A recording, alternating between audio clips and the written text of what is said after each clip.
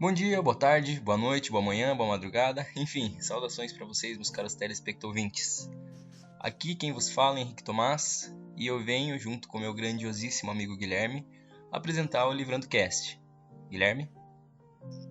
Olá a todos, estamos aqui novamente para trazer informações para vocês de uma forma muito clara, de uma forma simples e de uma forma muito prazerosa, que é num podcast. E é isso aí, meu amigo, o que a gente vai falar hoje? Hoje a gente vai falar sobre o livro 10% Mais Feliz, um livro aí que, como todos os outros livros aí que a gente já trouxe aí nos nossos episódios, só tem a acrescentar na nossa vida de alguma forma. Sim, a gente vai destacar os principais pontos que podem fazer com que os nossos caros telespectouvintes, vocês, possam se libertar de alguns preceitos, de alguns tipos de pensamentos, algumas crenças que podem estar causando alguns sérios transtornos para vocês. Hoje a gente vai falar sobre conceitos, reflexões, informações libertadoras para se adquirir uma melhor qualidade de vida, tanto pessoalmente quanto socialmente, para as outras pessoas ao nosso redor que vivem com a gente. Mas a gente vai falar mais a respeito do livro após a vinheta. Então, como já é de praxe, que vem a vinheta. Livrando Cast, o meu, o seu, o nosso podcast de conhecimento.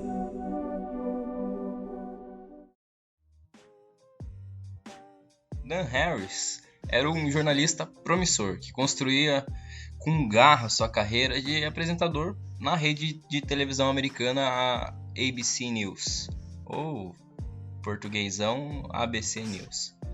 Mas a obsessão pelo trabalho, a autocrítica exagerada que ele possuía e a extrema competitividade com os demais colegas de trabalho o levaram a um ponto sem volta. E que foi o dia que ele teve um ataque de pânico ao vivo na frente de milhões de telespectadores. Ou seja, Guilherme, isso é algo extremamente, como que eu posso dizer, traumático, certo? Sim, significa que algo estava errado com ele, né, cara? Se aconteceu algo assim, significa que algo estava errado com ele e que, na verdade, problemas estavam se acumulando. Exatamente, é o que a gente vai descobrir à medida que a gente for vendo mais pra frente. E a partir dali ficou claro que algo precisava mudar, e ele acabou embarcando numa inesperada odisseia através do mundo da espiritualidade. Apesar de declaradamente agnóstico, Dan precisou admitir que ficara intrigado com aquele universo. Ou seja, depois de tudo que ele passou, ele foi procurando meios para conseguir dominar de forma mais de controlar o problema de uma maneira mais efetiva, digamos assim. E isso deu início a uma odisseia onde ele começou a investigar religiões, começou a investigar crenças mais a fundo. E nisso ele conheceu alguns conceitos do budismo e mais especificamente o conceito da meditação, que é um dos principais pilares desse livro, que esse livro entrega para que a gente possa se tornar uma pessoa melhor.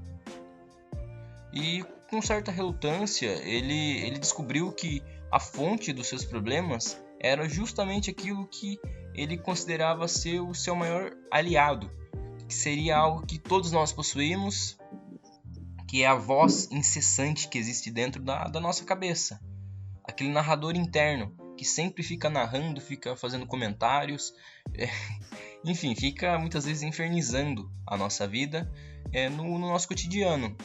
E o que impelia sempre ao Dan a querer mais, fazer mais, se esforçar mais, até um certo momento que a energia dele já não era mais suficiente.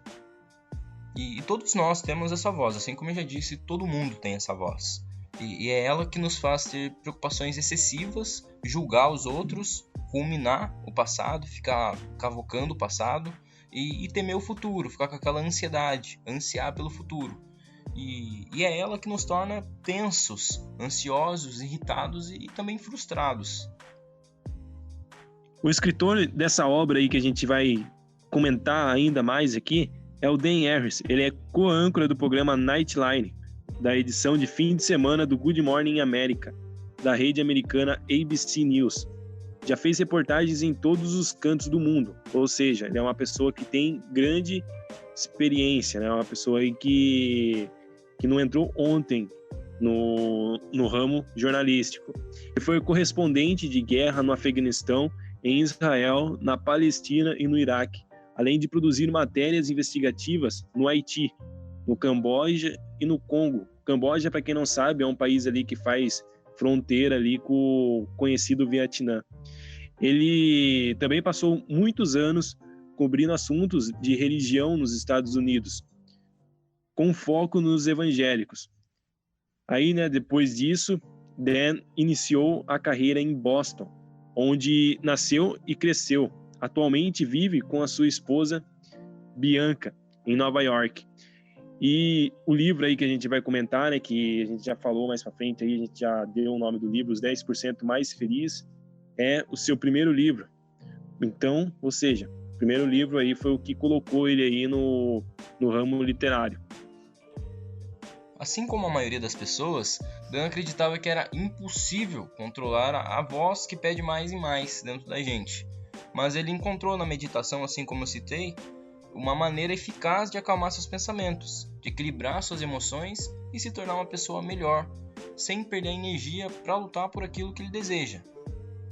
Fugindo, é claro, de clichês e sentimentalismos, ele divide com o leitor suas dúvidas, desconfianças e descobertas, ou seja, ele compartilha a experiência real que ele teve, narrando de forma hilária e muitas vezes inusitadas os passos que ele deu nessa jornada que ele iniciou. Sempre ele entrevista bastante pessoas durante o livro, como por exemplo Eckhart Tolle, Dalai Lama, Deepak Chopra e também fez um retiro de 10 dias, que vocês mais pra frente no episódio vocês vão ver como foi essa experiência em si. Só por esse começo aí já dá pra gente perceber aí que ele realmente mergulhou na experiência, né, cara? Ele realmente decidiu dar uma chance pra isso, né? Não, ele não ficou só no conceito da teoria, só procurar por... Ele leu muitos livros, ele mesmo fala isso, mas ele não ficou somente na leitura, ele foi e decidiu vivenciar tudo isso. Inclusive ele foi para um retiro budista, para poder experienciar tudo isso. E a gente vai ver mais para frente o que aconteceu nessa experiência. E o livro, ele ensina através do decorrer da história e dos conceitos que ele insere também, que muitas vezes a gente está lendo a história, mas ele dá uma pausa na história para explicar os conceitos que ele está aprendendo naquele momento. Então, nessa pegada do livro, ele ensina conceitos como, por exemplo, controlar a nossa voz interior, ensina conceitos para acalmar os nossos pensamentos, equilibrar as nossas emoções, assim como já foi dito anteriormente, e tornar a gente uma pessoa cada vez melhor, uma versão cada vez melhor da gente mesmo, tanto para a gente quanto para as outras pessoas. E, é claro, sem desanimar, sem se tornar alguém apático, alguém apático a seus objetivos e sonhos, ou seja, se tornar uma versão melhor da gente mesmo, para as outras pessoas, para a gente também, mas sem se tornar alguém passivo de buscar por objetivos e sonhos, mas sim uma pessoa ativa que vai lá e corre atrás do que ela realmente quer.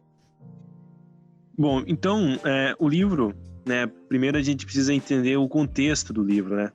Então, em um determinado dia ali, como a gente disse, ele era âncora de um programa jornalístico.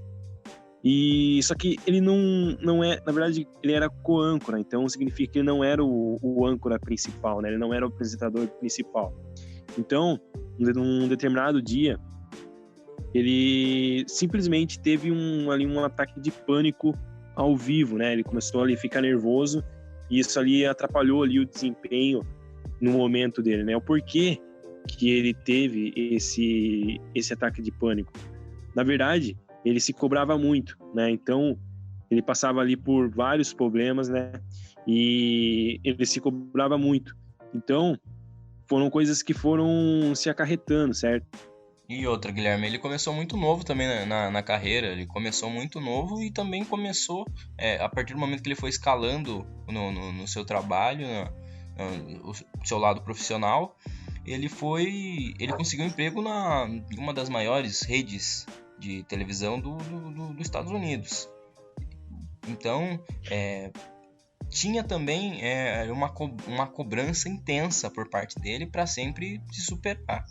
Sim, e essa pressão é que foi, na verdade, aí uma das coisas que acarretou esse problema, né, cara? Ele começou ali a se autopressionar, né, a se autocobrar, o que em certo momento não está errado, mas a partir do momento que você se cobra muito, você começa a criar paranoias, né, cara? Sim, Então, sim. você começa a automaticamente se contaminar, entendeu? Automaticamente se autossabotar. Exatamente. E nessa parte do livro ele também apresenta o conceito que ele utiliza ao pé da letra, que é o preço da segurança é a insegurança.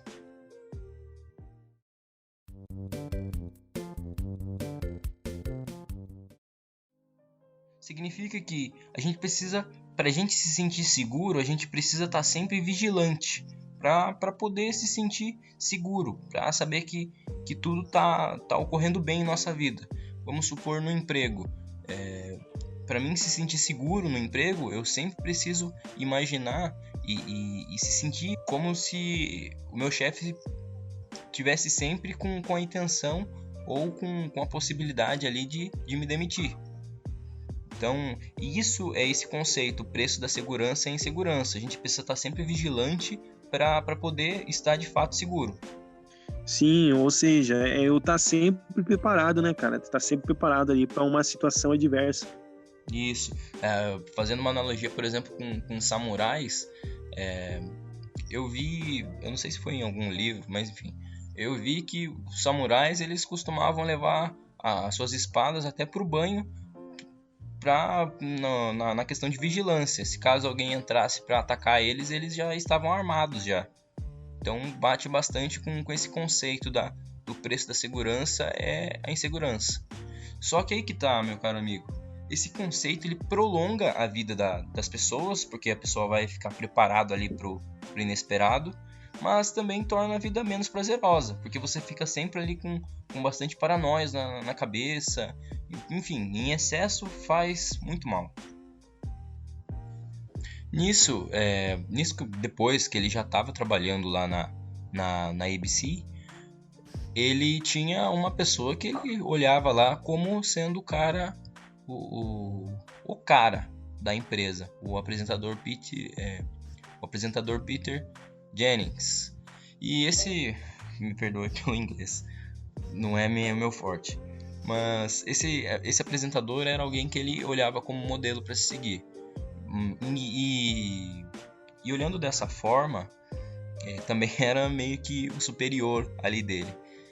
E ele ofereceu a oportunidade, depois que ele já estava consolidado na empresa trabalhando, ofereceu a oportunidade de trabalhar em uma editoria de religião, porque para o Peter era bastante importante essa questão de religião.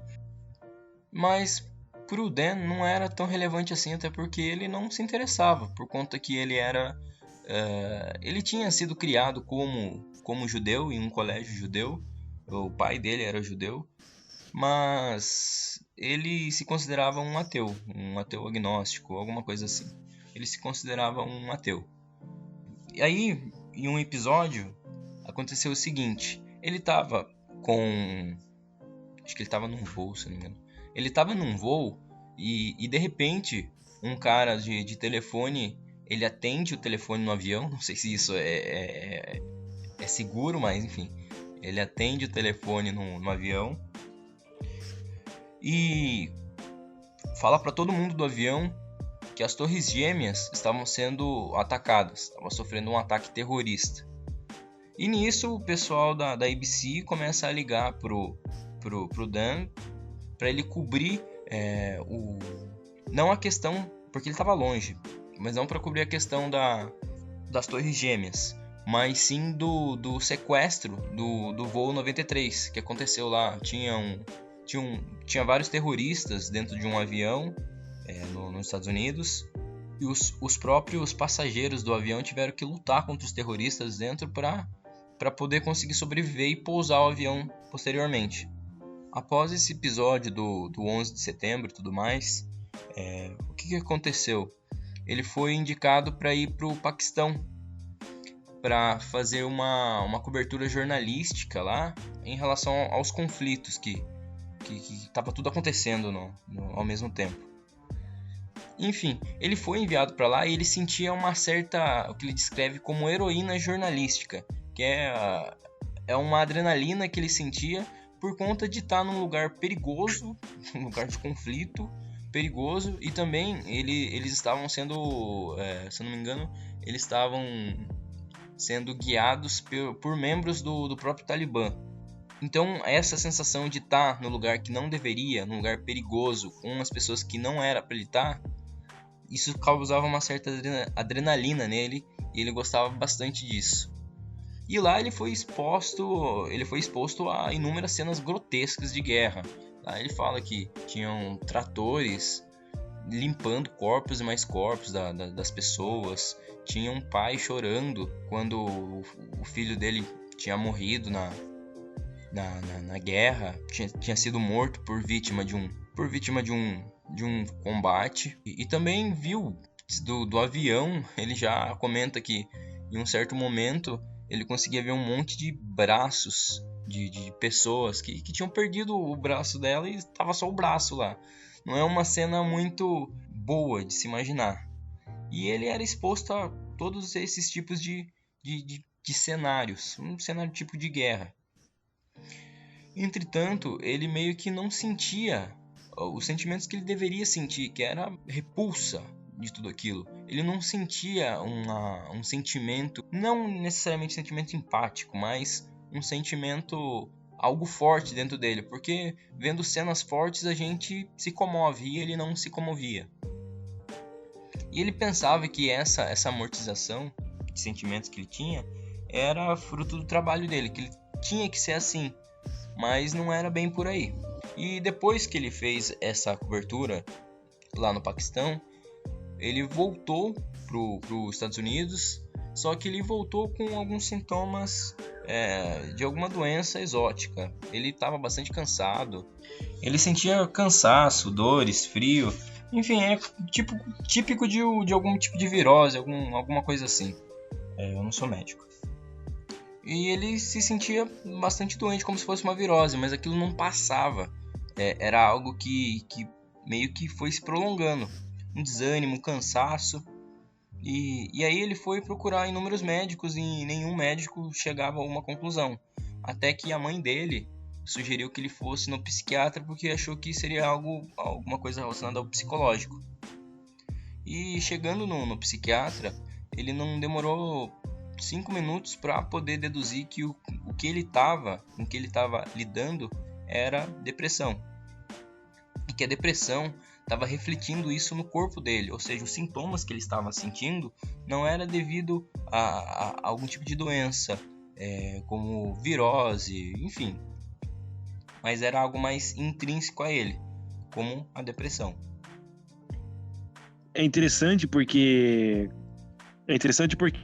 conforme você vai falando aí, a gente vai percebendo de que o Dan, ele era uma pessoa aí que tinha currículo, né, cara? Então, qualquer coisa que acontecesse em um determinado canto do mundo e, por exemplo, ele estivesse perto, a equipe de televisão ia automaticamente colocar ali aquela cobertura ali daquela notícia sobre a responsabilidade dele, né? Porque ele era uma pessoa que tinha, aí como eu falei, um currículo, né? Então ele tinha participado ali de várias guerras, né? Ele tinha ali feito a cobertura de várias guerras, e isso que é interessante, né? Então a gente percebe de que ele não era, por exemplo, qualquer pessoa, né? Uma pessoa aí que ficou triste com a vida e entrou em uma depressão. Ele era uma pessoa que, digamos que já tinha um sucesso na carreira, né, cara?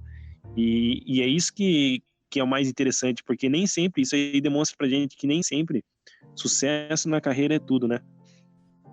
Sucesso nem sempre é igual a estabilidade. Sim. Mas isso ele vem de encontro com o conceito que ele seguia, que é o conceito do preço da segurança. Ele estava sempre inseguro ali em relação ao seu emprego, fazendo sempre mais, enfim, estando sempre vigilante em relação a tudo. E por conta disso, por conta de todas as experiências que ele teve, a experiência lá no Oriente Médio em si, vendo todas aquelas cenas grotescas, o alto esforço que ele tinha no desempenho profissional dele mesmo, que ele se cobrava demais, foi começando a refletir no corpo dele e foi que incidiu a depressão. E ele, no caso, ele nunca foi de usar drogas. Ele diz que ele passou pelo ensino médio, enfim, por essa fase da vida sem usar nenhum tipo de droga. Entretanto, diante dessa situação que ele estava enfrentando, dessa depressão, ele cedeu e um amigo dele ofereceu cocaína para ele. Porque ele pegou e usou a cocaína. E em alguns segundos ele já estava todo lá elétrico, energético, pensando, caramba, por que eu não usei essa droga antes? E foi assim, ele foi se viciando cada vez mais na cocaína, e quando a cocaína não estava fazendo tanto efeito mais, ele começou a usar êxtase. Enfim, ele foi se viciando, foi cavocando o poço ali, onde ele teria que escalar tudo depois de uma maneira mais dificultosa. E todas essas questões, com o uso das drogas, a depressão que ele estava enfrentando, e ele foi no melhor psiquiatra que tinha em Nova York, porque ele realmente estava muito mal. E chegando nesse psiquiatra, o médico ele fez um diagnóstico e entendeu que, na realidade, a fonte dos problemas dele eram as drogas de início. E as drogas estavam devastando a vida dele, então ele sugere que ele pare de usar, obviamente. E isso vai acarretando por o ataque de pânico que ele tem ao vivo na televisão. Ou seja, por conta da abstinência mesmo do corpo, da mente ali, ele teve um ataque de ansiedade, um ataque de pânico ao vivo. Algum tempo depois, uma colega de trabalho, ela recomenda pro Dan os livros de Eckhart Tolle, que, segundo ela, davam sempre algum tipo de informação que aliviava as obsessões, a pressão que ela tinha diante do emprego e quebrava bastante paradigmas que ela tinha em relação à maneira que ela vivia, a maneira como ela se enxergava. E nesse momento da história, ele também já estava passando por inúmeras obsessões. Ele estava com tanta obsessão que ele no momento da história, ele se vê no banheiro do avião, olhando para ele mesmo, olhando para uma entrada do cabelo dele, ele achando que ele estava ficando careca já. E pensando, putz, se eu ficar careca, minha carreira já era, vou acabar, enfim, ele estava com uma paranoia excessiva. E a insegurança também veio crescendo com isso em relação ao trabalho. E ele conheceu os livros de Eckhart Tolle, mas ele achava tudo aquilo muito esotérico demais. Ele é uma pessoa bastante cética. Ele estava achando tudo aquilo bastante esotérico. Mas em contrapartida, algumas coisas que o Eckhart falava mexiam bastante com ele no quesito comparação. Muitas coisas que ele falava nos seus livros realmente batiam demais com a personalidade que o Dan tinha. E nesse momento do livro é apresentado pra gente o conceito de ego.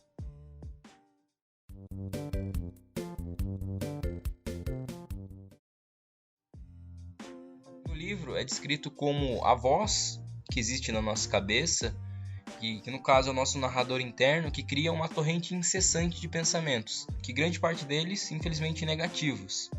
E, como eu disse, que seria como se fosse aquele Galvão Bueno interno que a gente possui. Ele, basicamente, aí ele fala o que todo mundo já sabe, né?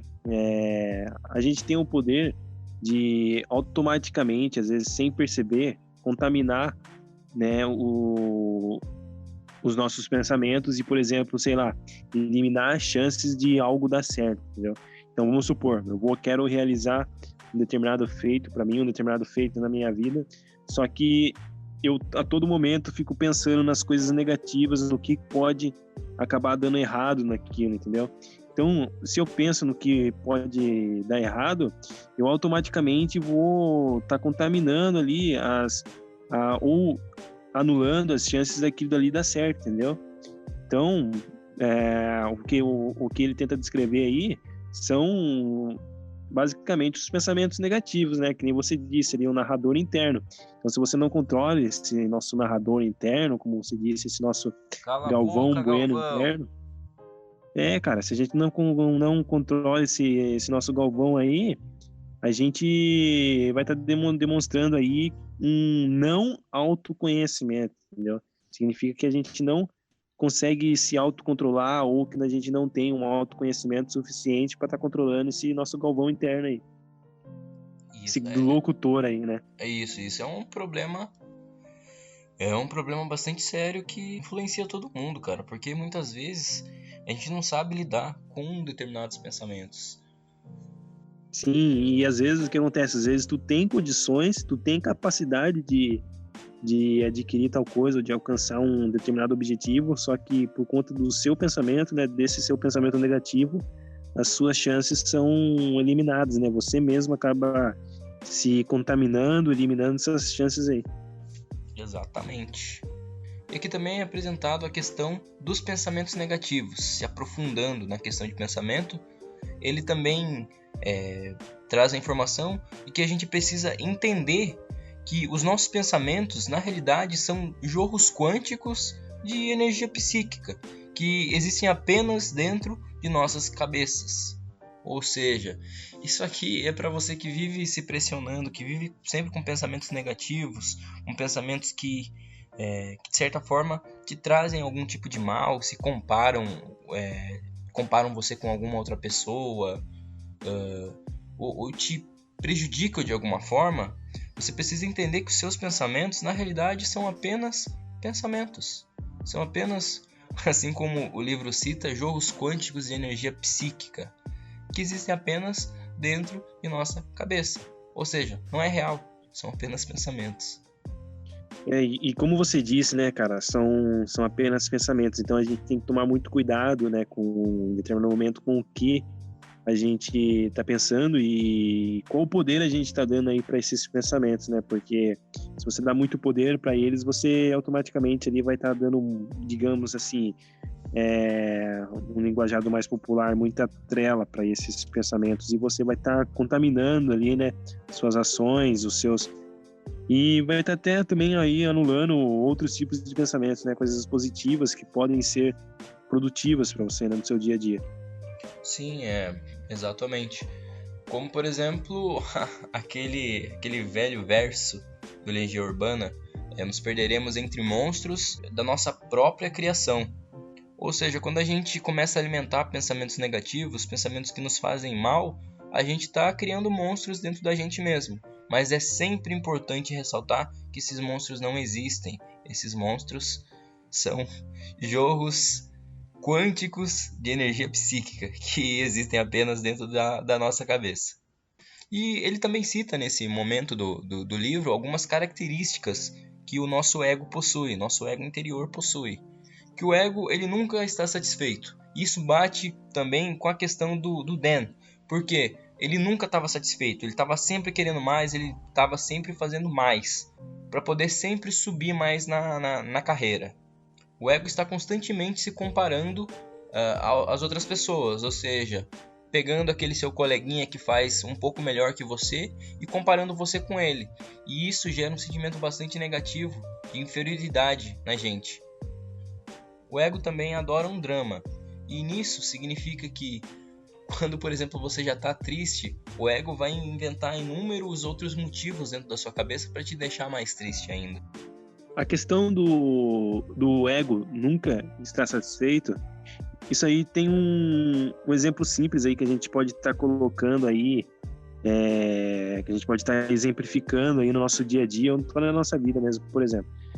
Imagine só que você, por exemplo, aí quer comprar, sei lá, um determinado carro. É claro, eu vou estar só utilizando aqui como exemplo, um determinado carro. Aí tu vai ali, compra aquele carro, né? Você se imaginava ali estando feliz com aquele carro. Tu vai, tu compra, só que automaticamente você, a partir do momento que você tem aquele carro, você entra numa zona de conforto e você vai criar um outro objetivo para você, entendeu? Então você nunca vai estar satisfeito.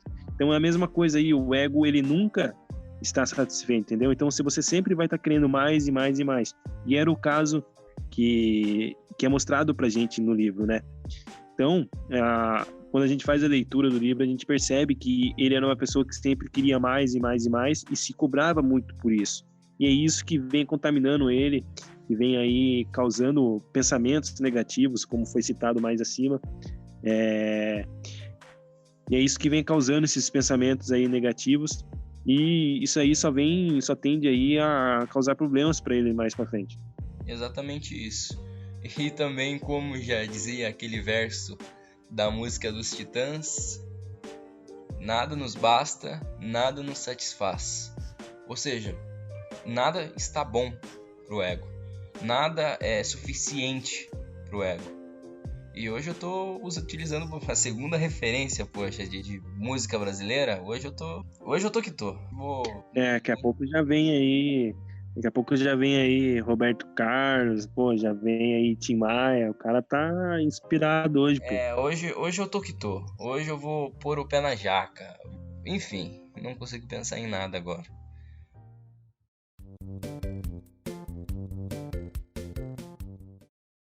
Nesse momento do livro é apresentado pra gente algumas outras coisas que acontecem com a gente por virtude do ego, que são características bastante marcantes em todos os seres humanos, que é uma obsessão tanto pelo passado quanto pelo futuro.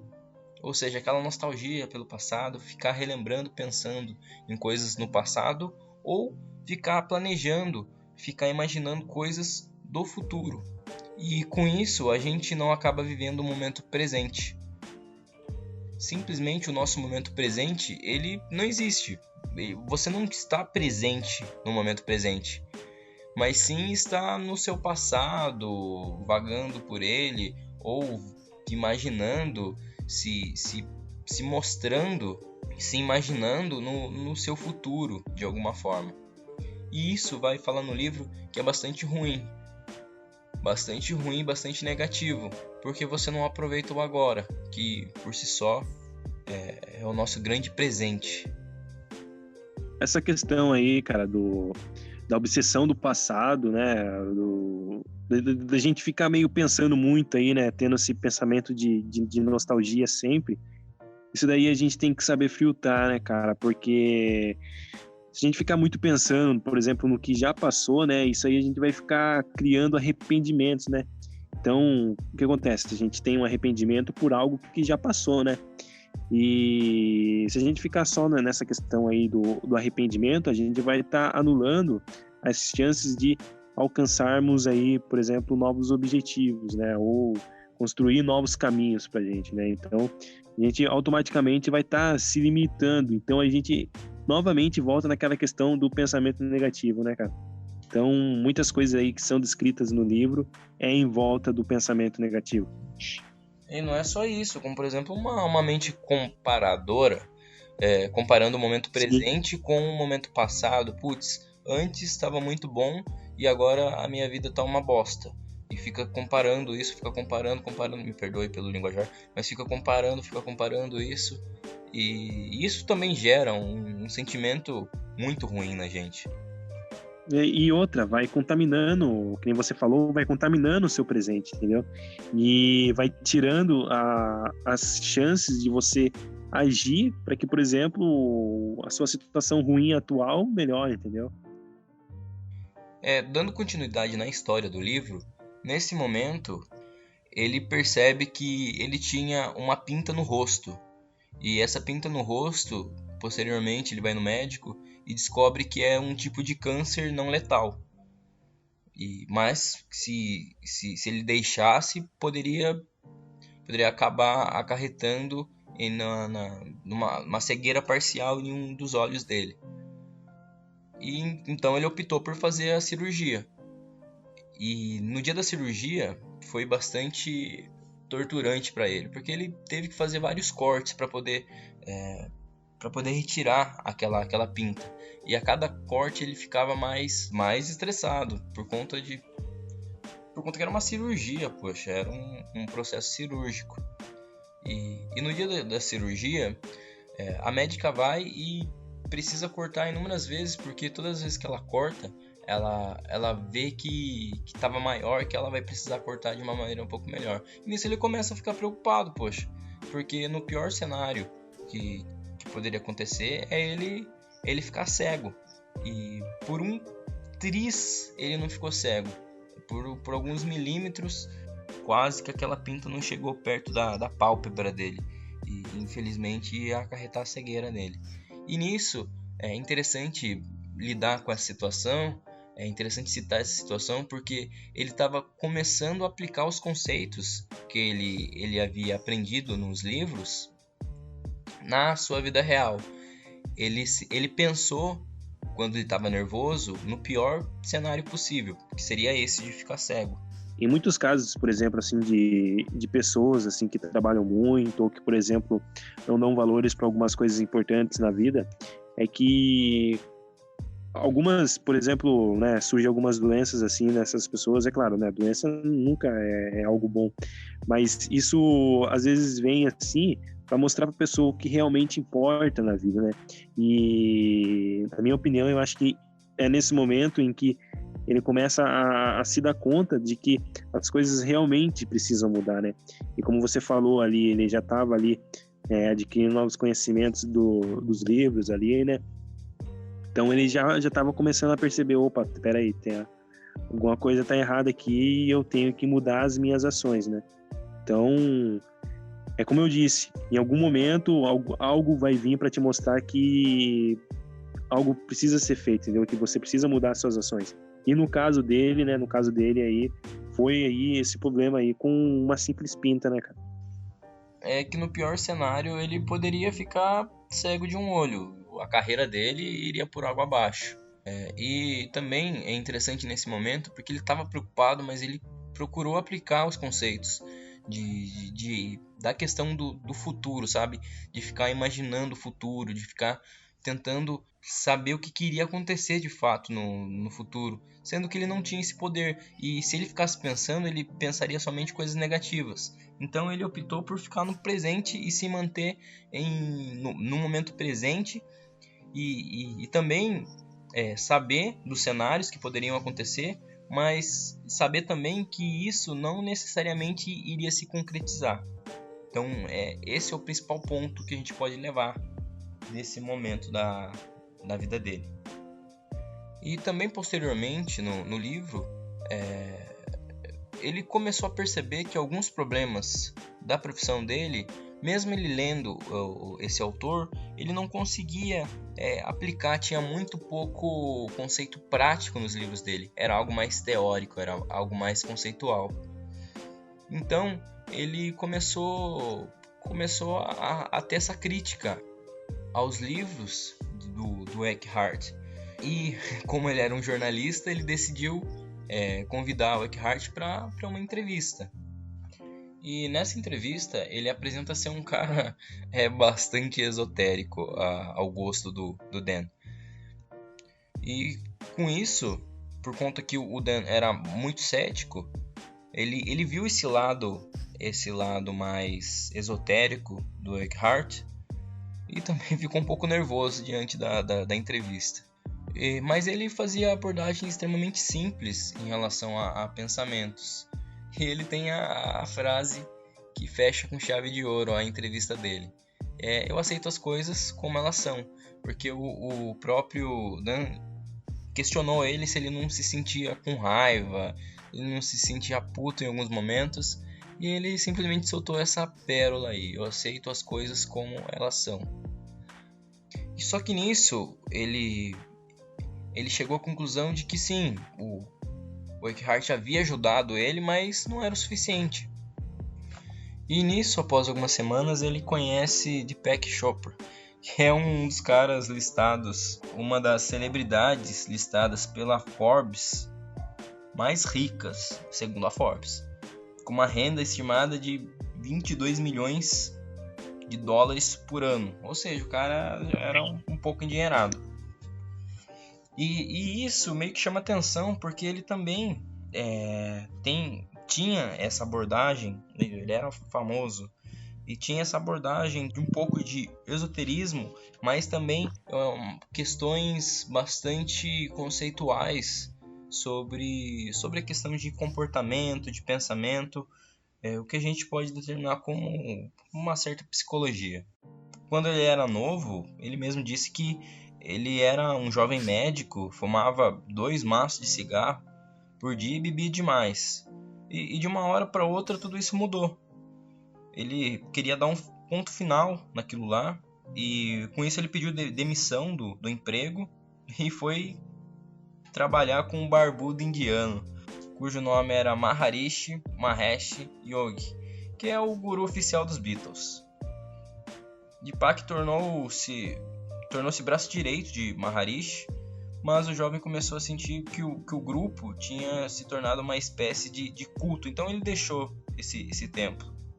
Ou seja, ele tinha ido junto ao templo desse Maharishi, e lá ele se tornou braço direito do mesmo. E posteriormente ele lançou um livro a respeito de como pessoas alcançavam curas inexplicáveis e com doenças muito graves. Ele realizou esse estudo, mas infelizmente ninguém quis publicar esse estudo. Aí ele optou por publicar sua pesquisa em um formato de livro. Ele pagou para uma editora e ele lançou o seu livro. E foi um sucesso, e muitos títulos depois se seguiram. Ele até ficou amigo do Michael Jackson, que o próprio Michael Jackson apresentou ele para Oprah. E com isso, o Dan ele ficou curioso, porque como ele falava disso, de estar sempre presente no momento, vivenciando o momento, não guardar sentimentos negativos para dentro, não guardar estresse dentro de você. E ele também via ele sempre andando agitado pela rua, ele digitando de maneira nervosa ao celular. Ele questiona a respeito de que ele vivia no momento, mas ao mesmo tempo se preocupava com essas questões de autopromoção mundana, de conseguir dinheiro, de sempre objetivar coisas a mais para si. E ele também, nessa questão, ele era bastante superficial, que ele não dava exemplos práticos. Uma das frases que ele utilizou foi que ele não estava estressado nesses momentos, mas sim ele estava vivendo de verdade o momento e tendo paixão por aquilo. Porque sem paixão você acaba se tornando meio que um zumbi. Ou seja, é necessário que você demonstre as emoções que vocês estão sentindo no momento presente. E é o que ele fazia. Então aí, né, um dos principais ensinamentos aí que a gente pode tirar dessa parte aí, né, do livro, é de você fazer as coisas, acho que da maneira correta e da melhor forma possível, né, cara? Acho que você dá tudo de si, porque isso, se você dá tudo de si, as coisas tendem a sair melhores e mais produtivas, né? Tendem a se tornar mais produtivas.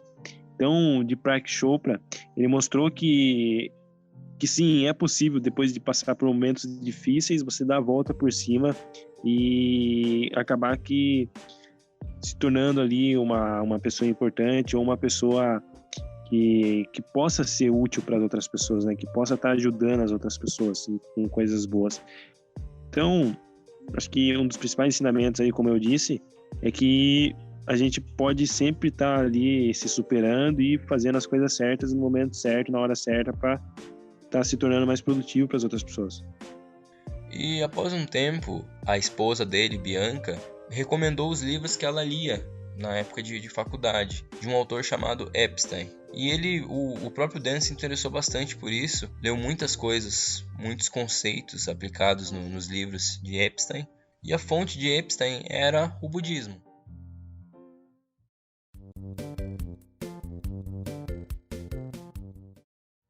Ele apresentava os conceitos tais como a questão da insaciabilidade, a incapacidade de estar presente no momento, o pensamento repetitivo e autorreferencial. Abre aspas, vou ler um trecho do livro.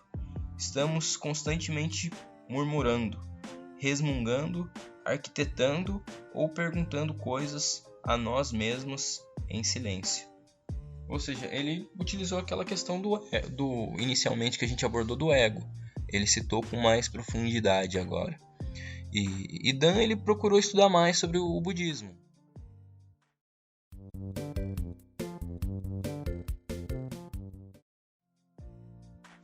E nesse momento do livro é apresentado para a gente um conceito bastante interessante, que é a questão da impermanência, o conceito de impermanência, que é a questão que tudo um dia vai desaparecer. Eu, você, meu caro amigo, os nossos telespectadores, todos um dia simplesmente iremos morrer, porque nada é permanente.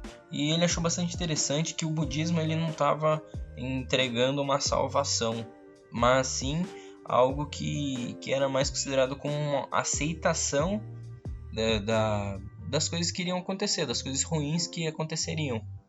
Essa questão da impermanência, porque nada duraria para sempre. Isso que nada dura para sempre é interessante porque mostra que a gente tem que aprender a dar realmente valor para as coisas que realmente importam na nossa vida, né? E não para coisas, por exemplo, fúteis, né? Porque às vezes a gente dá muito valor para coisas fúteis e acaba esquecendo, né? Colocando no esquecimento coisas realmente importantes, né? Como, por exemplo, pessoas, né? Presenças aí de pessoas.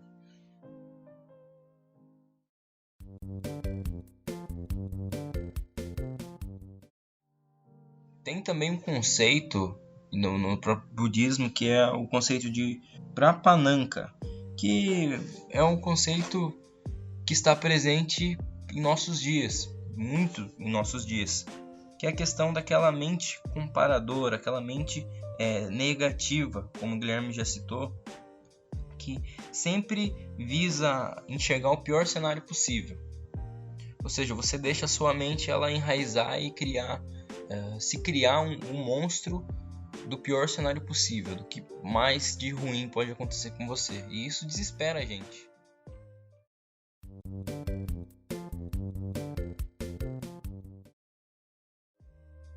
E posteriormente é apresentado pra gente também o conceito de mente de macaco, que a mente da gente, os nossos pensamentos seriam como miquinhos, que ficam pulando de cá para lá, de galho em galho, sempre, de uma forma bastante rápida e bagunçada.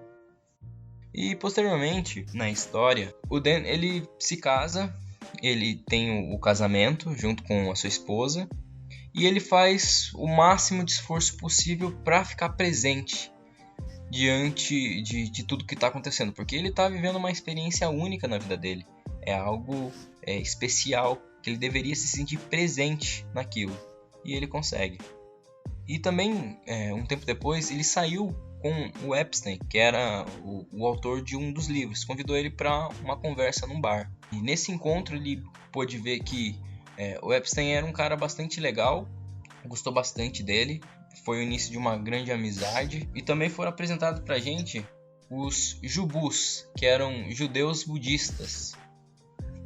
E com isso, o Epstein ele recomenda a meditação para domar os problemas que o Dan ele estava apresentando. Ele no começo ele tem uma certa relutância para iniciar esse processo de meditação, mas ele acaba realizando isso.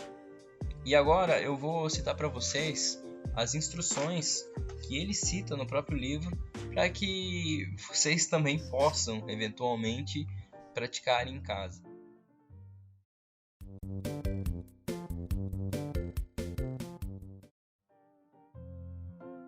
Abre aspas. Sente-se confortavelmente, você não precisa cruzar as pernas. Acomode-se numa cadeira, numa almofada ou até mesmo no chão, onde quiser. Apenas certifique-se de que sua coluna esteja ereta. Sinta sua respiração para dentro e para fora. Escolha um ponto, pode ser as narinas, o peito ou a barriga, e se concentre ali, sua atenção, para realmente sentir a respiração. Se ajudar a direcionar sua atenção, você pode usar uma suave anotação mental como dentro, fora, expirando, certo? Então, fecha aspas. Então essas foram as instruções que ele cita, que ele utilizou para iniciar a meditação. Tá? Não, a hora que você tava falando aí, cara, deixa a coluna ereta, mano. Eu deixei minha coluna ereta aqui, cara, e eu senti que eu tava passando por um outro plano espiritual. Tome cuidado, daqui a pouco você sai voando da sua casa, hein? Perigoso. Você já tá careca já? E ele cita que a meditação, ela nada mais é do que, tirando todo o esoterismo, ele encara como um exercício cerebral rigoroso. Porque, cara, é você ali sozinho com inúmeros pensamentos te atormentando e você tentando se concentrar na sua respiração. E também com a questão dos incômodos, porque parado em um determinado momento, você começa a sentir dor, coceira, e ele sentia bastante esses incômodos. Mas essa questão da meditação, da respiração, ajudou muito para que ele conseguisse se manter presente no momento presente.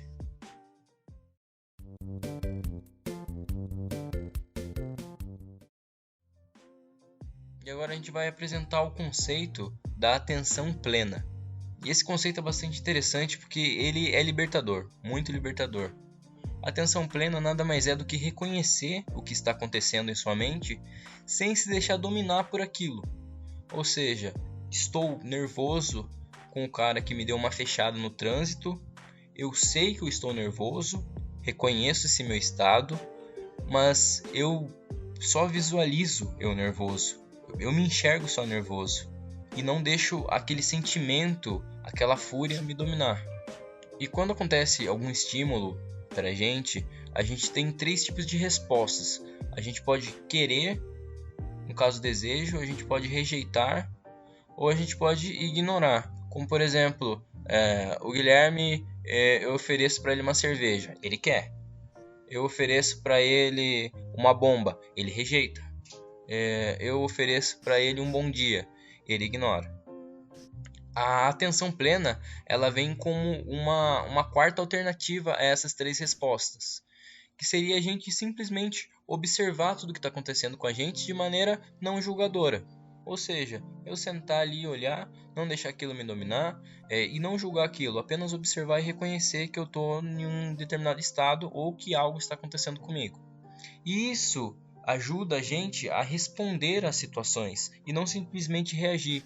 Como por exemplo o que eu falei do trânsito, o cara vai lá me dar uma fechada, ao invés de eu tacar a buzina nele, eu simplesmente respondo e não reajo a isso de uma forma totalmente precipitada e raivosa. Eu simplesmente respondo aquilo, continuando o meu caminho sem criar nenhum tipo de confusão. E isso é bastante libertador porque esse tipo de conceito, ele liberta a gente de muitas situações que a gente poderia arrumar muitas confusões, que por sua vez iriam cada vez sugar mais e mais a nossa energia. A meditação, ela é interessante, né? Porque ela demonstra que a gente precisa, né, para a prática dela, que a gente precisa se autoconhecer, né? Dando continuidade à história, ocorreu um certo remanejamento no seu trabalho e ele se ofereceu para 2 vagas novas que abriram, porém ele dava prioridade para apenas uma delas. E nisso a questão da incerteza começou a tomar conta dele, porque tudo era incerto, ninguém sabia o que iria acontecer de fato. E nessa situação estressante que ele se encontrava, ele estava tentando meditar para conseguir pelo menos amenizar toda aquela situação, mas ele não conseguiu resultados muito satisfatórios. Ele acabou indo para uma palestra, onde lá ele aprendeu alguns conceitos interessantes que eu vou citar a seguir.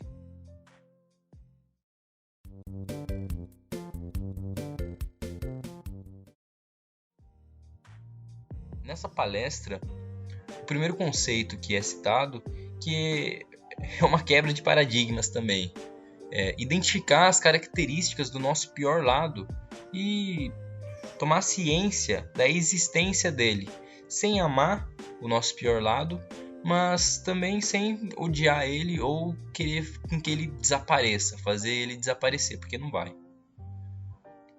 E estar consciente disso, do que a gente é e do que é fruto dos nossos pensamentos, das nossas características, do nosso pior lado, é algo extremamente libertador.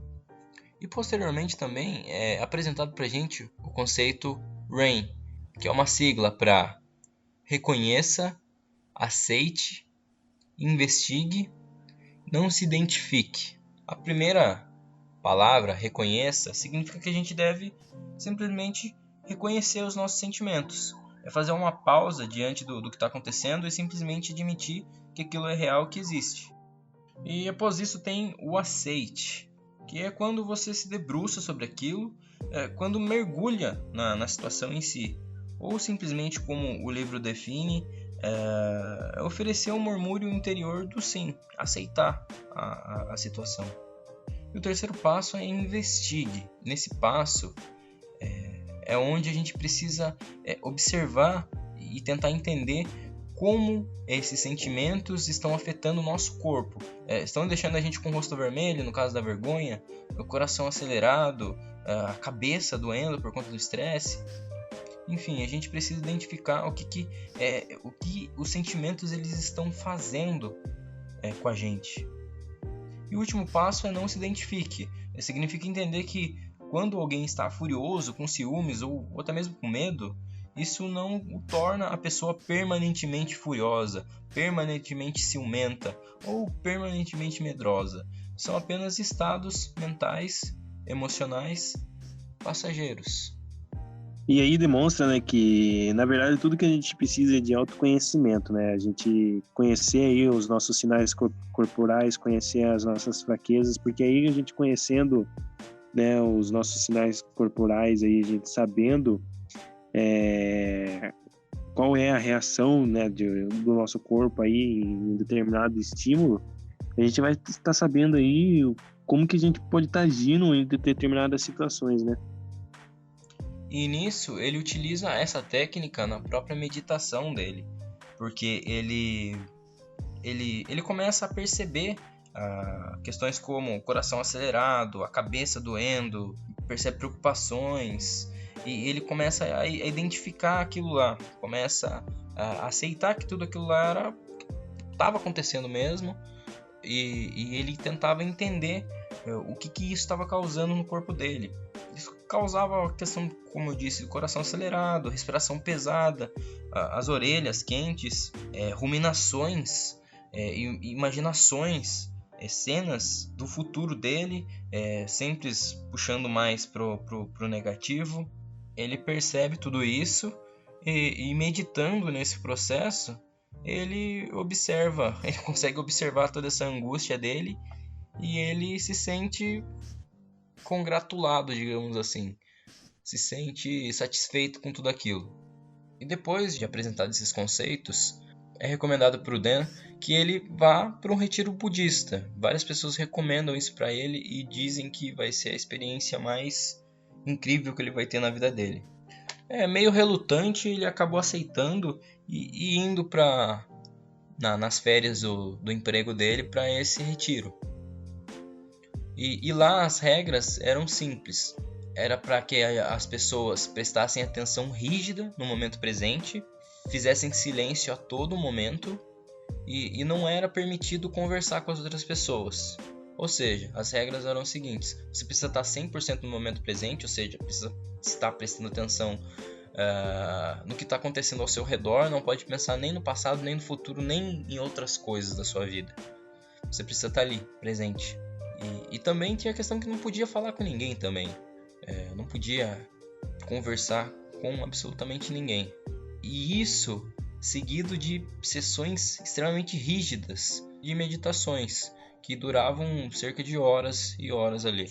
E as pessoas desse retiro, quando elas iam almoçar, elas iam se alimentar, elas mais pareciam zumbis, por conta das dores e sofrimentos que elas tinham, por conta que, você ficar sentado por horas, de uma posição só, de um jeito só, vai começar a acarretar em dor ali, em um certo sofrimento, e também por conta também do cansaço mental que aquilo causava nas pessoas. O próprio Dan, ele fala muitas vezes disso no livro, que fala que ele estava extremamente esgotado, que ele estava contando os dias para poder sair daquele entre aspas, inferno. Então isso demonstra, né, que é um aprendizado que vai ter um custo para ele, né? Que é o custo físico e também o custo mental, né?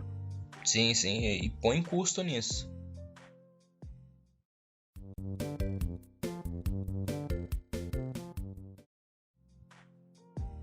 E nesse retiro é apresentado inúmeros conceitos pro Dan, que tem o conceito também da meditação andando, que é uma modalidade de meditação, obviamente meditação andando, então é uma meditação que a gente realiza andando, que seria escolher um pedaço de chão com cerca de 10 metros de comprimento e focar em cada movimento do passar dos seus pés, ou seja, é se desligar de absolutamente todo tipo de coisa, de pensamento sobre o futuro, sobre o passado, sobre as pessoas que fazem parte da sua vida, enfim, de tudo, e focar somente no movimento dos seus passares.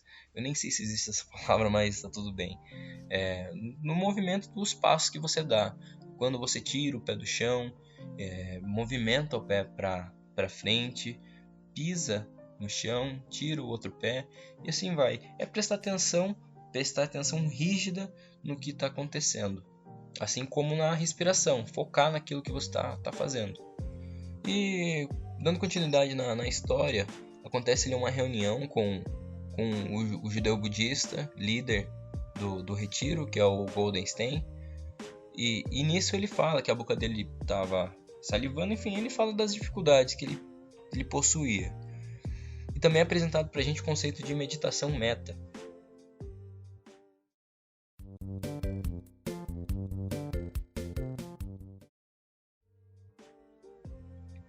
A meditação meta, também conhecida como meditação da bondade amorosa ou da amizade, funciona assim. A gente tem que visualizar uma série de pessoas e então enviar a elas, uma a uma, nossos desejos de coisas boas. Deve-se começar pensando na gente mesmo, depois em um mentor, depois em um amigo querido, depois em uma pessoa neutra na sua vida, e depois uma pessoa difícil, e no final em todas as criaturas que você possa imaginar.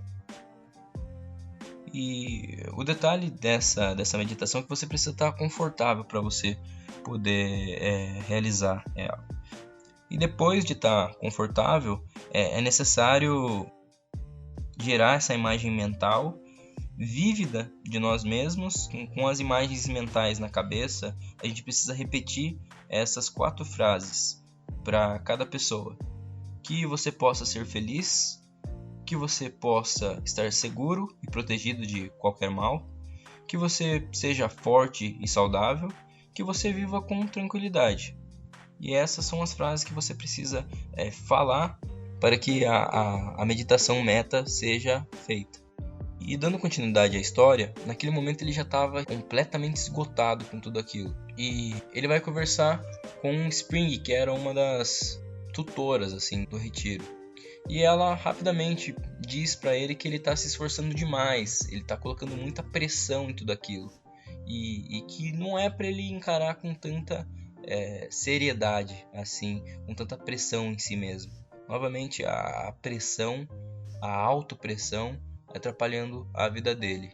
E com esse comentário ele fica muito melhor. E com isso acontece algo bastante incrível, que foi um momento de iluminação que aconteceu com ele, digamos assim. Uma iluminação entre aspas, mas foi algo intenso que ele sentiu meditando. E eu não vou citar aqui, quero gerar uma certa curiosidade em vocês. Mas foi algo bastante fantástico que ele sentiu em relação à percepção dele. tanto que ele até acabou chorando com essa experiência. Ele se sentiu muito feliz, sentiu uma felicidade inexplicável, e ele acaba vivendo aquela experiência incrível, aquela experiência fantástica que as pessoas diziam para ele que ele ia conseguir se ele fizesse esse retiro. Ele acaba vivenciando tudo aquilo. Então ele evolui no quesito meditação, no quesito estar presente, no quesito tanto na meditação meta também. Ou seja, ele meio que evolui nessa parte.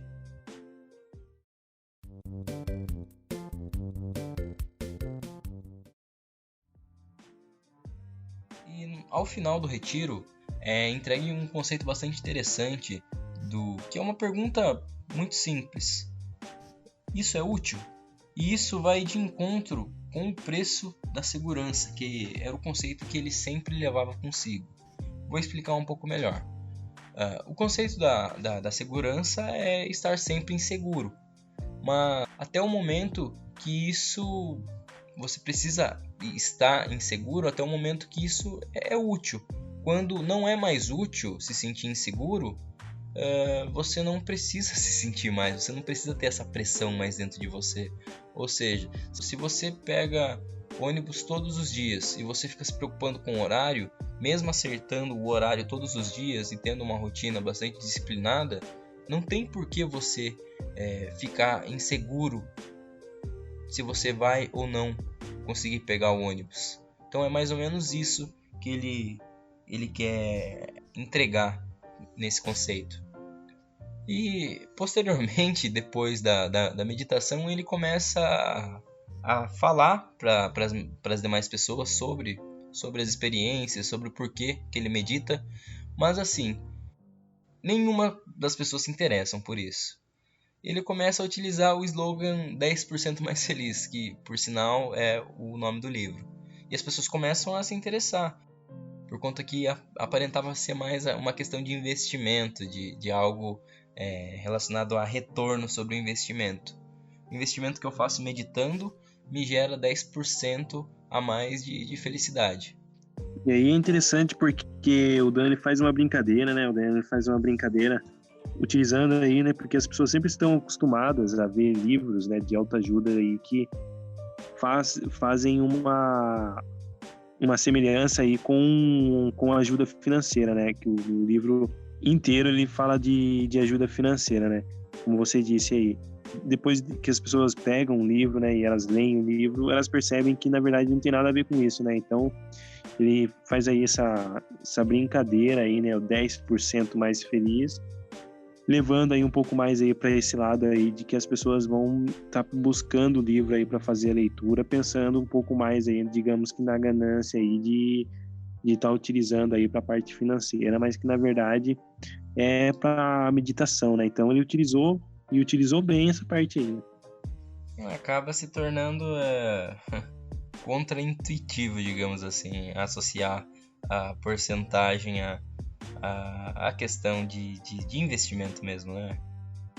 E posteriormente no livro é citado que inúmeros profissionais dos mais diversos tipos, desde funcionários do exército até executivos, estavam utilizando a meditação como uma forma de ter maior resultado em suas atividades. E isso era fruto de pesquisa científica. E alguns dos benefícios que eram citados nessas pesquisas eram os seguintes: que a meditação ajudava em casos de depressão grave, em caso de vício em drogas, de compulsão alimentar, na questão do fumo, de estresse em paciente de câncer, solidão em pessoas idosas, transtorno de déficit de atenção, asma, psoríase, também síndrome do intestino irritável. Ou seja, é algo que realmente auxiliava, é algo que realmente auxilia de acordo com a própria ciência, de acordo com as pesquisas científicas. E também estudos científicos davam veracidade a isso, que o amor que você gerava ao próximo, o bom tratamento que você gerava ao próximo, criava-se benefícios em nós mesmos. Ou seja, se eu fizer o bem para o Guilherme, eu vou me sentir bem, eu vou ter benefício para mim mesmo. E alguns estudos científicos davam veracidade a tudo isso. Existiam muito mais sentimentos positivos habitando nas pessoas que tinham maior compaixão para com as outras. E com isso ele começa a praticar a meditação meta, que é aquela meditação de compaixão, de enviar boas vibrações para diversas pessoas, para o seu mentor, para você mesmo, para pessoas, enfim. Ele começa a praticar isso e ele muda, ele acaba mudando sua personalidade. Entretanto, com isso, ele foi ficando cada vez mais passivo diante dos desafios do emprego dele. E isso fez com que os chefes dele, os superiores dele, puxassem a orelha dele e falassem para ele na lata: você precisa mostrar mais vontade, mais trabalho, porque ele estava sendo muito passivo. Ele estava sendo alguém muito, deixa a vida me levar, vida leva, e assim foi. Mas enfim, é chamada a atenção dele por conta disso, porque ele deveria ser o cara que lidera na equipe dele por conta do tempo de trabalho, por conta da função que ele tinha também dentro dos programas. E com isso deu um start na cabeça dele e ele voltou ativa. Tendo uma conversa com o próprio Epstein, que nesse momento eles já eram bastante amigos, ele acaba chegando à conclusão, o Epstein, de que a resposta é simples. Aquela questão do equilíbrio entre tá sempre se cobrando para poder ter um resultado maior, não ser passivo, mas também não ser um canalha com as outras pessoas, nem consigo mesmo. Então, era necessário ter um certo equilíbrio ali. E o equilíbrio é encontrado pelo próprio Epstein, que diz o seguinte, que a gente deve ter desapego ao resultado. Como assim? O resultado vem em virtude de inúmeras variáveis, que muitas vezes não estão ligados somente a nós mesmos, mas sim a uma gama de outras possibilidades. Como era o caso do Dan, que é um repórter, então para ele poder subir na carreira dele não dependia necessariamente dele, mas dependia de outras pessoas, dependia de outros fatores. Então ele deveria ter apego ao processo, a fazer o que ele fazia bem feito, mas não ficar apegado somente aos resultados, que isso o faria muitas vezes ficar frustrado por conta de muitas vezes não conseguir alcançar tudo aquilo. E isso dá uma certa resiliência pra gente, deixa a gente mais forte, não se apegar tanto a resultado, porque se a gente quebra a cara com o resultado, a nossa tendência é desistir. Quando a gente não está preocupado com o resultado, mas sim com a evolução, a gente continua, independente se a gente quebra ou não a cara. Isso que você disse aí do resultado é bastante interessante, né, cara? Porque é igual você disse, quando você se preocupa muito com o resultado, você não, digamos que você não coloca limites, entendeu? Então, se você não tem limites ali, você basicamente vai fazer qualquer coisa para alcançar um determinado objetivo, entendeu? E isso aí vai, tipo, meio que transformando, digamos assim, a sua personalidade e vai contaminando ali o seu pensamento, né? E vai tendo ali aquela ideia ali do pensamento negativo novamente. Então, quando você precisa ter, né, essa limitação, você precisa criar esse limite, né? E não se importar somente só com o resultado. Claro, o resultado ele é sim importante, porém tem que ser construído da forma correta, né? Então, se você constrói da forma correta, basicamente você vai ter ali um resultado satisfatório e que você sabe que vai ser algo ali correto, né? Sim, vai gerar mais, digamos que vai gerar mais benefícios para você, tanto se você não conseguir alcançar o resultado, quanto se você conseguir alcançar o resultado.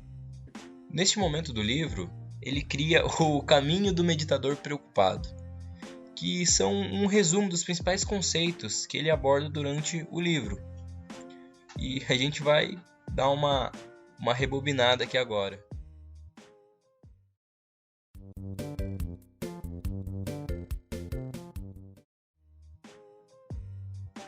Então, não seja um canalha. Então, o que você precisa? Você precisa ter compaixão para tomar as boas decisões. Você precisa ter sabedoria para tomar as decisões corretas nas horas certas.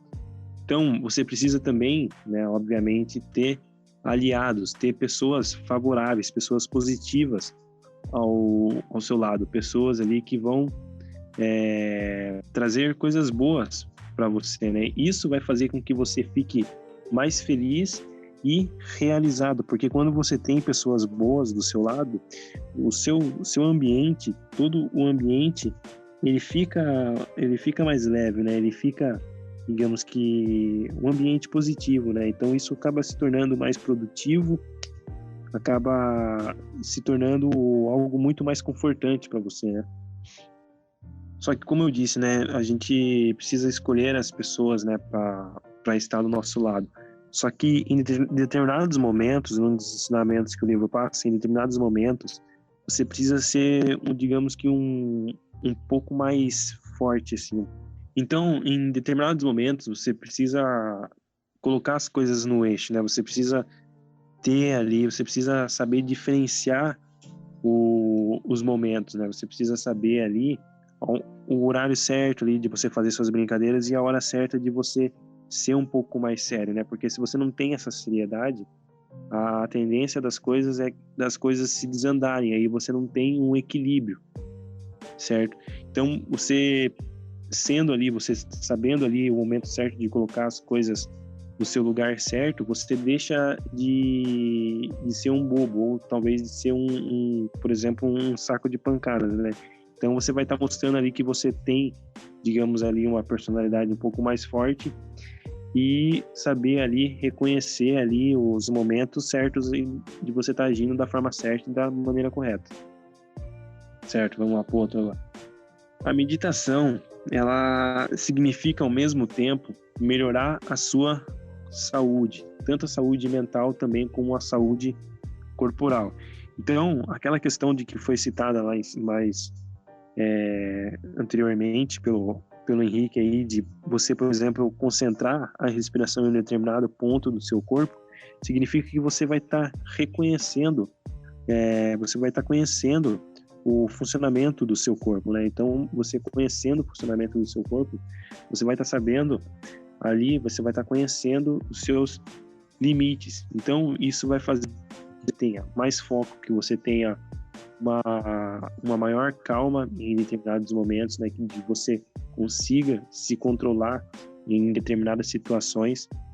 Também a questão do foco, Guilherme. Aumenta o nosso foco. Tem muito mais foco quando você começa a fazer esse exercício de focalizar em um ponto só. Que no caso a nossa consciência é como se fosse um músculo. Quanto mais a gente treina ela, mais forte ela fica. Sim, cara, e que nem você falou, a questão do foco, né? Então, e outra, a gente vai estar sabendo ali também o momento certo, né, de tá tendo ali esse foco, essa calma aí que eu falei, né? E isso aí vai estar automaticamente, quando você aprende isso, você vai estar observando, né, o que vem à sua mente. Você vai estar conhecendo ali os seus sentimentos, os seus pensamentos, e você vai estar sabendo como que você comumente reage a esses determinados sentimentos, a esses determinados pensamentos, né? Então você vai estar se autoconhecendo, né, de cabeça para baixo, cara. Outro tópico importante também que o livro ressalta é que a tranquilidade não é inimiga da criatividade. Como assim, né? A tranquilidade ela não é inimiga da criatividade.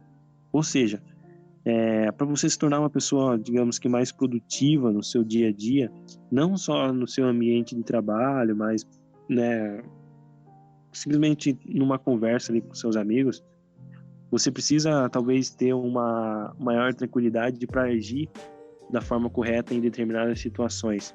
Então, nisso que a meditação ela te ajuda, né? Ela vai te ajudar a você se autoconhecer, né? Você saber quais são os seus problemas, porque você sabendo quais são os seus problemas vai facilitar muito mais você encontrar as soluções. Então, não é necessário sofrer para se tornar criativo ou inteligente.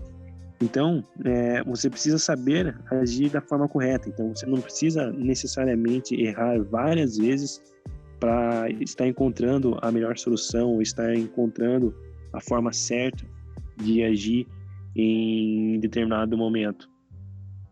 Conhecendo a sua mente, você pode se limitar a pensamentos ruins e gerar espaços para pensamentos criativos circularem. Então, quando você conhece a sua mente, você vai estar automaticamente sabendo ali quais são, né, os seus limites, até onde você pode estar indo, né, e como você pode estar solucionando aí esses problemas aí que foi mencionado aí no decorrer desse nosso episódio do podcast. Outro tópico interessante também é você não forçar a barra. Então, acho que uma das coisas aí que com certeza encarretou o problema aí que o Dan sentiu aí no começo do livro, né, no começo da história que ele conta, é que ele forçava muito a barra aí, né? Ele literalmente se esforçava muito ali para conseguir alcançar alguns objetivos, né? E isso aí veio contaminando a mente dele, né? Veio que, digamos que poluindo a mente dele. Então foi que ele foi ali alcançando ali os seus limites, e isso foi contaminando a sua mente e automaticamente ali gerando problemas ali mentais e corporais, né? O que ocasionou naquele problema ali que ele teve ao vivo, né? Que foi um ataque de pânico lá no programa lá. E foi uma situação assim que com certeza nem ele imaginava que isso iria acontecer, né? Porque imagine você, né, numa situação dessa, você é uma pessoa extremamente eficaz, né, de construir ali, de estar realizando ali determinadas ações, e por conta disso, né, dessa sua alta cobrança, você está ali ocasionando problemas. Então, essa questão de não force a barra, né, de você ser uma pessoa mais relaxada, né, de você não ficar ali, digamos que contraindo, né, os seus músculos emocionais, de você ficar ali forçando a sua mente ali, né? Isso ali, se você não fizer isso, talvez você tenha até um pouco mais de tranquilidade para pensar, para encontrar as soluções dos seus problemas, entendeu? Humildade previne humilhação. Então, a humildade, ela previne a humilhação, né? Que seria, no caso, o ego puro. Ajudar a lidar com a mente comparadora. Então, se você tem aquele pensamento comparador, né? Você facilmente vai estar encontrando ali os seus erros.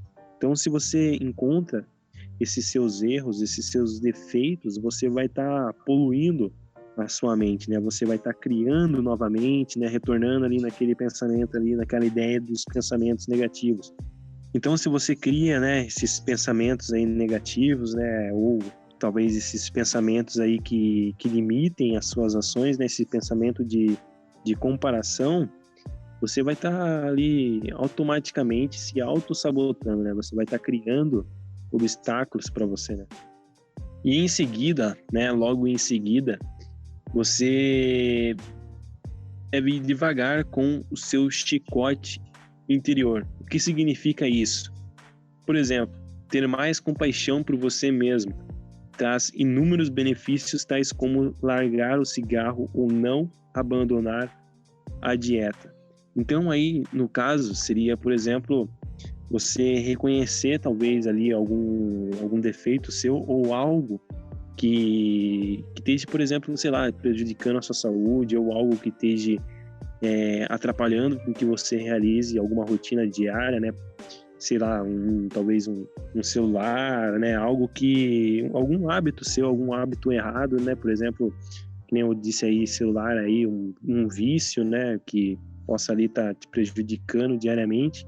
Então, né? Você reconhecendo aí esse seu defeito, você pode estar agindo, né? Até de melhor forma para estar procurando uma solução para aquilo, para estar procurando algo de uma forma mais eficaz ali para, digamos, estar resolvendo esse seu problema. Porque às vezes, né, é muito fácil a gente sair aí na internet ou em livros, revistas, tentando encontrar soluções. Só que nem sempre essas soluções são as soluções melhor para nós, entendeu? É a melhor solução para nós. Às vezes, a melhor solução para resolver o nosso problema é aquela solução que nós mesmos construímos ao longo do tempo, né? Porque se a gente tem ali um autoconhecimento do nosso corpo, da nossa mente, a gente sabe o que vai ser, né, o combustível ali, digamos assim, para fazer com que a gente siga em frente, para fazer com que a gente supere ali um determinado problema, um determinado vício. Então, Guilherme, é o básico do básico, né, cara? Porque, assim, se você tem compaixão com as outras pessoas, você também tem que ter compaixão com você, com as coisas que você pratica. Porque se você ficar se autopressionando, cara, pressionando por não conseguir determinada coisa, determinado objetivo, enfim, ter uma autocrítica muito grande dentro de si, você vai acabar, infelizmente, doente. E é isso. Então, acho que é necessário ter compaixão com a gente, permitir-se errar. Porque é no erro que a gente se aprende. Seguindo, o desapego aos resultados. Então você, né, tem que, como o Henrique citou ali anteriormente aí, né, no nosso podcast, nesse nosso episódio, é você não ligar tanto para os resultados ali das suas ações, né? Às vezes o que acontece? Às vezes você sonha, né? Às vezes você pensa tanto ali em algo, né? Em uma determinada conquista, por exemplo, eu tenho ali o objetivo de entrar, por exemplo, ali naquela faculdade X e fazer, né, um determinado curso ali, só que por algum problema, né, algum obstáculo maior, você não consegue fazer aquele curso ali que você deseja. Por exemplo, sei lá, você pensa em fazer engenharia, mas por algum motivo você vai para a engenharia, porém uma engenharia de outra área, entendeu? E só que no caso seria você não se apegar muito ao resultado, entendeu? Você não, colocar muito, digamos, empecilhos para um pensamento positivo na sua mente, né? Você ficar pensando, putz, eu não consegui alcançar isso e por conta disso, por eu não ter conseguido alcançar esse determinado objetivo, eu não tenho capacidade de traçar outros objetivos para mim porque eu não vou conseguir alcançá-los. Então, esse obstáculo de pensamento é algo que pode prejudicar bastante a sua mente, entendeu? Então, você tem que ter uma maior resiliência, você tem que ter uma maior aceitação das coisas. Guilherme, o que a gente precisa fazer é lutar para fazer acontecer, fazer de tudo para acontecer, sabe? Para aquilo se tornar realidade, para aquele objetivo, para aquele sonho. Mas a gente não pode ficar chorando, ficar depressivo, se caso o resultado que eu tanto desejei, que eu tanto almejei, não for alcançado, porque isso para um resultado, para algo acontecer, para um sonho, um objetivo acontecer, demanda de inúmeras variáveis. E muitas vezes são variáveis que a gente não tem controle. Na realidade, sempre são variáveis que a gente não tem controle. Então, é bom não ficar... É bom não. A gente não deve ficar choramingando se caso a gente falhar. A gente tem que levantar e continuar de novo, tentar de novo, procurar ir para algum outro objetivo, alguma outra meta, enfim.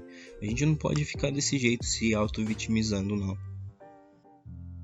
Então, o que a gente tem que ter em mente também é o que mais é importante para nós, né? A gente tem que ter em mente o que nós realmente queremos, entendeu? Então, a gente tem que ter um objetivo ali claro, algo que seja nítido, entendeu? Porque senão quando a gente não tem algo nítido, um objetivo simples, um caminho certo a seguir, a gente inevitavelmente vai acabar seguindo outros caminhos e vai acabar se perdendo ali no meio do caminho, né? E aí isso aí vai acarretar um efeito dominó, né? Vai acabar contaminando os nossos pensamentos, a gente vai acabar se preocupando novamente com os resultados, né? A gente não vai ter aquela tranquilidade para construir digamos assim, alguma solução mais criativa ou encontrar os melhores caminhos, né, para a gente alcançar um determinado objetivo. E como eu disse, a gente vai acabar sendo um canalha ali, que é uma das coisas que o livro deixa bem claro que é pra gente não ser um canalha. Ressaltar também, né, Guilherme, que a gente precisa pensar, fazer sempre essa pergunta pra gente, né, o que a gente realmente quer, pra gente tomar ótimas decisões no que se diz respeito, por exemplo, a realmente se dedicar, porque quando a gente se dedica a alguma coisa, eventualmente a gente vai sofrer com algum probleminha ou outro, entendeu? Ou a gente sofre com muitos outros tipos de problema devido ao objetivo, ao sonho que a gente tem. Então a gente precisa sempre ter claro dentro da nossa cabeça, do nosso coração, o que a gente realmente quer. E se vale a pena sofrer um pouco, ter um certo desgaste para alcançar aquilo. Acho que é basicamente isso que a gente precisa passar sabe? A gente precisa ter dentro da gente. É essa pergunta muito bem resolvida, muito bem respondida. Para que a gente não gaste a nossa saúde mental, psicológica, até a saúde física mesmo, de maneira a desperdiçar a mesma.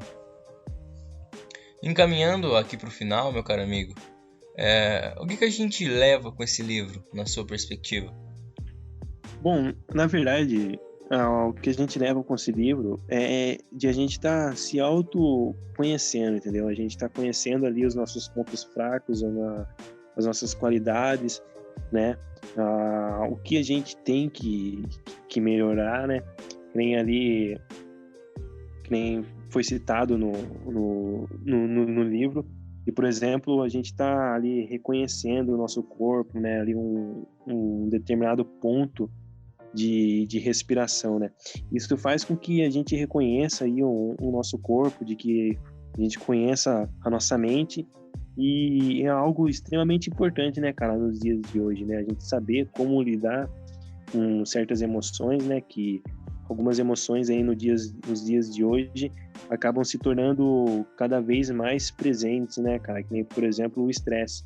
E a meditação é uma forma, com certeza, de estar tentando combater, né, esse estresse, ou pelo menos, se não combater, pelo menos tentar diminuir, né, amenizar o efeito aí desse estresse. Então, para isso, eu acredito que a meditação é extremamente importante, e a meditação eu acho que é algo que eu posso estar adotando para minha vida e com certeza talvez vá trazer aí resultados positivos para mim. Perfeito, meu caro amigo. O meu ponto de vista é um pouco diferente do seu. O livro, ele apresenta inúmeros conceitos que quebram inúmeros paradigmas que a gente tem. A gente apresentou alguns deles aqui, mas o livro ele tem mais, tem alguns outros conceitos extremamente interessantes que nos dão uma outra forma de ver, um outro ângulo de ver as coisas como elas acontecem, como elas realmente são. E isso eu acho bastante significativo, porque a gente consegue, com isso, quebrando alguns paradigmas que nos atrapalham, a gente consegue ser alguém melhor para as outras pessoas e para a gente mesmo. A gente acaba se tornando uma versão melhor da gente mesmo, entendeu? Fazendo tanto bem para mim quanto bem para as demais pessoas. Mas é claro, se a gente seguir os conceitos e aplicar os exercícios que são descritos no livro. No caso, os exercícios da meditação em si. E não são só um, como eu citei, a gente não se aprofundou, a gente não falou de todos, até porque se a gente fosse falar de todos, o episódio ia ficar mais longo ainda. Mas a gente fez um acatado geral de tudo. O que a gente julgou ser bastante importante para quem quer ter um contato antes de ler o livro, a gente separou aqui nesse episódio. E do jeitinho livrando o cast de cena, né? Do jeitinho livrando o cast. Mas, como já é de praxe também, a gente pede caridosamente, se você se interessou pelo livro e quer se aprofundar mais, quer saber mais sobre ele, enfim, quer ler ele de uma forma completa, quer se aprofundar mais nos conceitos, na história em si que o livro apresenta, a gente pede para que você compre pelo nosso link que a gente disponibiliza na publicação do episódio, para que você ajude o Livrando Cast, ajude a gente a continuar trazendo esse conteúdo de extrema qualidade que a gente faz com muito amor e carinho. Sem mais, meu amigo, se despeça. Bom, por hoje é só, né? A gente terminou e concluímos aí mais trabalho. Eu me despeço aqui, mas antes de me despedir, grandioso Henrique, eu tenho aí, cara, que divulgar aí, né, o nosso perfil no Instagram, velho. Entendeu? Eu tinha esquecido. Pra quem quer mais um pouco da gente, a gente tem aí um perfil no Instagram. Quer? Pode falar. Tá, deixa eu voltar então, porra. Mano, no cu. Vai ter que começar o podcast tudo de novo. Vou dormir 5 horas da manhã. Vai. Então, pra quem quer conhecer um pouco mais da gente, a gente tem aí uma página no Instagram. É simplesmente digitar lá Livrando Cast. Lá vai estar lá um pouco mais sobre os nossos outros episódios, né? Tudo lá em postagens lá extremamente interativas, né? Em postagens ilustrativas aí. E também a gente tem, para você que, por exemplo, não tem aí uma plataforma, ou não tem o hábito de estar utilizando uma plataforma para estar ouvindo o podcast, a gente tem também um canal no YouTube onde a gente faz as publicações aí dos episódios. Tem também a página no Facebook, né? Enfim. E a gente está em todos os lugares. Sim, em todos os lugares aí, em todos os momentos. E de mim, Dentro por hoje é isso. Corações. É isso aí, cara. De mim, por hoje é isso. O meu muito obrigado a todos aí por estarem nos acompanhando, por estarem aí nos dando essa força. Vai lá, visita a nossa página no Instagram. E é isso aí. Muito obrigado. E por hoje é só. Sim, eu também faço das palavras do Guilherme as minhas. Interaja com a gente lá no Instagram. A gente não morde, tá? O Guilherme às vezes, mas eu não. Nós somos pessoas bastante legais. Interaja com a gente lá. Siga a gente no Instagram, no Facebook também. No nosso canal no YouTube. E continue com a gente no nosso próximo episódio. Com certeza você vai ter mais conteúdo de qualidade, mais informação relevante para você, meu caro telespectante. Então, sem mais, eu me despeço aqui. Meus bom dia, boa tarde, boa noite, boa manhã, boa madrugada. Enfim, até mais para vocês, meus caros telespectadores. Tchau, tchau.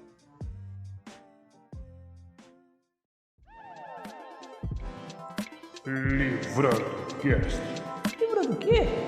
O meu, o seu, o nosso podcast do conhecimento.